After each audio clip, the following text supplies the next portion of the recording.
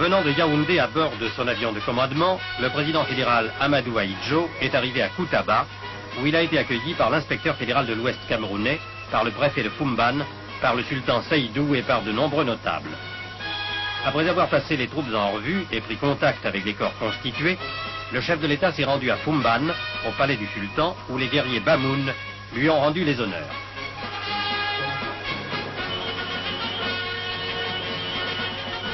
Pendant ce temps, à Bafoussam, s'achevaient les derniers préparatifs du grand congrès de l'Union camerounaise.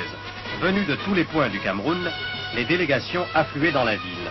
On remarquait notamment des délégués du KNDP, du Cameroun occidental, et des représentants des pays frères du Tchad, de la République centrafricaine et du Gabon. Tandis que les plus hautes personnalités de la République fédérale convergeaient peu à peu vers la capitale de la MIFI, une première manifestation se déroulait pour l'inauguration d'une stèle à la mémoire du député Samuel Wanko. Une foule immense, évaluée à 200 000 personnes, s'était rassemblée à Bafoussam pour attendre l'arrivée du président fédéral Ahidjo, qui est aussi président général du parti.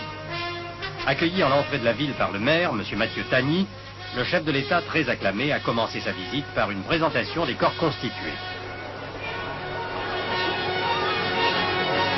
Le président Ahidjo allait ensuite assister à diverses cérémonies. En inaugurant la nouvelle permanence de l'Union camerounaise, il prononça un discours mettant en relief la vitalité du parti et l'efficacité de son action. Dans l'après-midi, le chef de l'État devait encore inaugurer l'immeuble de l'Union des coopératives du café Arabica de l'Ouest. Il loua à cette occasion l'œuvre constructive des planteurs de la région. Une dernière inauguration, celle de la mairie de Bafoussam, marqua le prélude du grand événement politique que constituait le 5e congrès.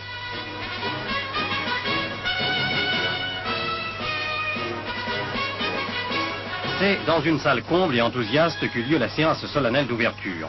Comme devait l'affirmer le représentant du Gabon, ce congrès de l'Union camerounaise ne concerne pas seulement la République fédérale, mais l'Afrique tout entière, à la recherche de son unité.